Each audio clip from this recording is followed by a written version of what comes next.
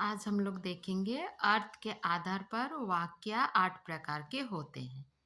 कल के क्लास में हम लोग देखे रचना के आधार पर वाक्य के भेद। आज हम लोग देख रहे हैं अर्थ के आधार पर वाक्य 8 प्रकार के होते हैं। आज हम लोग सिर्फ 3 देखेंगे, विधानवाचक वाक्य, निषेधवाचक वाक्य और विस्मयदी वाचक वाक्य। सिर्फ आज 3 देखेंगे, बाकी हम लोग कल देखेंगे। तो पहला हम लोग देखेंगे विधानवाचक वाक्य। ऐसे वाक्य जिनमें किसी कार्य के होने का कथन होता है या क्या होता है, किसी प्रकार की जानकारी प्राप्त होती है, उन्हें विधानवाचक वाक्य कहते हैं। जो कोई कुछ भी काम हो रहा है या कार्य के होने का बोध होता है या कुछ किसी चीज का क्या होता है, कार्य का जानकारी होता है, उसे कहते हैं विधानवाचक। कुछ जानकारी प्राप्त होना या कार्य का होना का बोध होता है या प्रकट होता है, पता चलता है, उन्हें कहते हैं विधानवाचक वाक्य। पहला हम लोग यहाँ क्या देख रहे हैं, भारत एक देश है। जैसे कि मतलब उदाहरण में क्या दे रहा है, जानकारी दे रहा है कि भारत एक देश है। राम के पिता का नाम दशरथ है, तो ये भी क्या है, ये भी जानकारी दे रहे हैं। नंबर 3, उसने मेरी पीठ पर डंडा जमा दिया, मतलब ये कार्य होने का बोध हो रहा है। तो ऐसे वाक्य क्या है, कार्य के होने का बोध होता है, मतलब पता चलता है। दूसरा है जानकारी प्राप्त होता है। ऐसे वाक्य को बोलते हैं विधानवाचक वाक्य।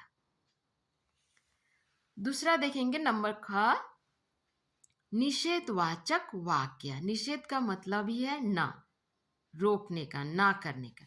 ऐसे वाक्य जिनमें किसी कार्य के ना होने का बोध होता है। कोई भी कार्य, ऐसे वाक्य जिनमें किसी कार्य के ना होने का बोध होता है, उन्हें निषेधवाचक वाक्य कहते हैं। मतलब वो कार्य ना नहीं हुआ है, नहीं हो रहा है, इसको बोलते हैं निषेधवाचक वाक्य। हम लोग उदाहरण के द्वारा समझेंगे। मैंने दूध नहीं पिया, मतलब दूध पीने का काम नहीं किया। रमेश आज स्कूल नहीं जाएगा, मतलब वो स्कूल नहीं गया। माँ खाना नहीं बनाई है, नहीं मतलब खाना बनाने का काम नहीं की। तो ये नहीं नहीं तीनों वाक्य में क्या है, नहीं नहीं। तो ये क्या हो गया, निषेधवाचक वाक्य। तो इस ऐसे वाक्य क्या, ऐसे वाक्य जिनमें किसी कार्य के ना होने का बोध होता है, कार्य नहीं होने का बोध हो रहा है, उन्हें कहते हैं निषेधवाचक वाक्य। तीनों वाक्य में क्या है, नहीं नहीं या फिर बोलेंगे ना, है ना, ये सब कुछ है निषेधवाचक वाक्य। नंबर ग देखेंगे विस्मयवाचक वाक्य।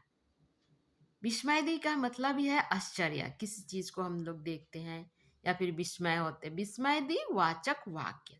ऐसे वाक्य जिनसे विस्मय, हर्ष, शोक आदि का भाव प्रकट होते हैं, उन्हें विस्मयवाचक वाक्य कहते हैं। विस्मय, हर्ष या शोक आदि का भाव प्रकट होते हैं, उन्हें विस्मयवाचक वाक्य कहते हैं। विस्मय, हर्ष, शोक आदि का भाव प्रकट होते हैं, उन्हें विस्मयवाचक वाक्य कहते हैं। तो यहाँ हम लोग उदाहरण में देखेंगे। पहला है, आहा कितना सुंदर उपवन है, मतलब ये किसी चीज को देखा और वो खुश हो रहा है। आहा कितना सुंदर उपवन है, उपवन मतलब बगीचा, फूलों का बगीचा।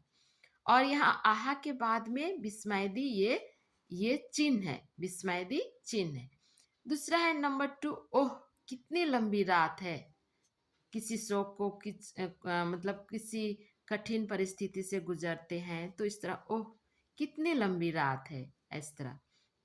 नंबर 3, जब खुशी होता है तो क्या होता है, बल्ले हम जीत गए। जब जीत जाते हैं तो खुशी होते हैं, तो इस तरह बल्ले हम जीत गए। तो ये विस्मयदी वाला चिन्ह जहाँ रहेगा, ये हो गया विस्मयवाचक वाक्य। जब हमें सब प्रकार के वाक्य दिया रहेगा तो उसमें अलग करने बोलेंगे, तो हम लोग इस तरह विस्मयदी चिन्ह देख के भी हम लोग अलग कर सकते हैं। तो मेन है वाक्य, तो हम लोगों को समझना पड़ेगा कि कौन सा वाक्य क्या है, तभी हम लोग इस तरह के वाक्य को हम लोग अलग कर पाएंगे।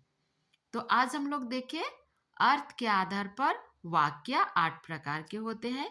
तो हम लोग आज सिर्फ 3 देखें, विधानवाचक वाक्य, निषेधवाचक वाक्य और विस्मयवाचक वाक्य। आज हम लोग सिर्फ 3 देखेंगे, कल फिर से आगे देखेंगे।